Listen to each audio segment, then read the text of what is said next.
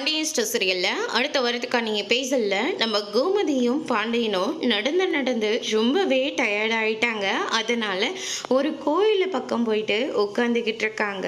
நடந்து கால் வலி எடுத்ததுனால கோமதி இருந்துட்டு காலை அழுத்தி விட்டுட்டு இருக்காங்க.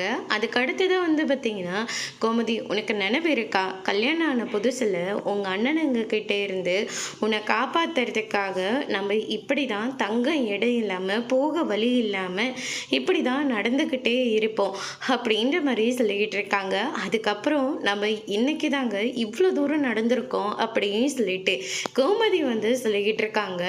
என்கிட்ட பேசுறதுக்காக தான் தலைவலி காய்ச்சல்னு சொல்லி நாடகம் போட்டுட்டு இருந்தல, அந்த மாதிரி தான் இதுவும் பண்ணிட்டியோன்னு நினச்சிக்கிட்டு தான் உன்னை நான் கண்டுக்காமல் போயிட்டேன்.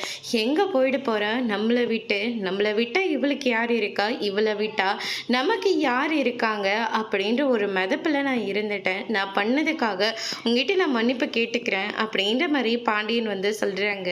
நானும் உங்ககிட்ட சொல்லாமல் நம்ம கதிர்க்கும் ராஜுக்கும் கல்யாணம் பண்ணது ரொம்ப பெரிய தப்பு தான், அதுக்காக நானும் உங்ககிட்ட மன்னிப்பு கேட்டுக்கிறேன்னு சொல்லி ஒவ்வொருத்தரும் மாறி மாறி மன்னிப்பு கேட்டுக்கிறாங்க.